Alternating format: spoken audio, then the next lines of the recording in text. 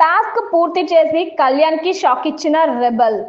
ఈ టాస్క్ ప్రకారం ఏం చేయాలంటే హౌస్ లో ఎవరైనా ముగ్గురిని వాళ్ళు కూర్చున్న ప్లేస్ నుంచి లేచేలా చేసి ఆ ప్లేస్ లో వీళ్ళు కూర్చోవాలి. ఈ టాస్క్ ని చాలా సింపుల్ గా చేసేసింది దివ్య. భరణి, కళ్యాణ్, గౌరవ్, రీతుల మీద ఈ టాస్క్ కంప్లీట్ చేసింది. దీంతో టాస్క్ పూర్తయిన తర్వాత నలుగురిలో కళ్యాణ్ ని తీసేద్దామని దివ్య సుమన్ కి సలహా ఇచ్చింది. ఎందుకంటే మిగిలిన దాంట్లో ఎవరిని తీసినా అందరికీ డౌట్ వస్తుంది అని దివ్య చెప్పింది. దీంతో సైలెంట్ గా కెమెరా దగ్గరికి కళ్యాణ్ ని తప్పిస్తున్నట్లుగా రెబల్స్ దివ్య సుమన్ చెప్పేశారు. ఇంకేముంది, కాసేపటికి బిగ్ బాస్ ఫోన్ చేసి ఇదే ముక్క కళ్యాణ్ కి చెప్పేశాడు.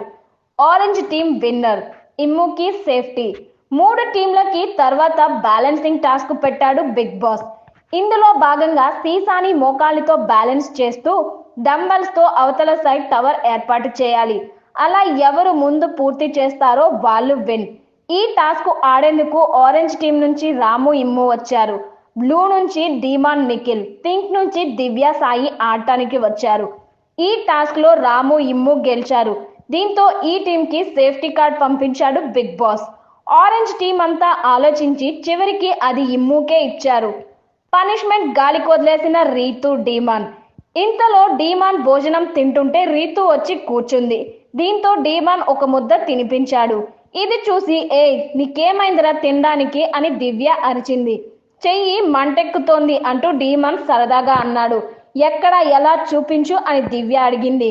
దీంతో బాబు ఈ చేయమని చెప్పలేదు, ఓన్లీ మాట్లాడకుండా చూడమన్నారు అని డీమాన్ ఫైర్ అయ్యాడు.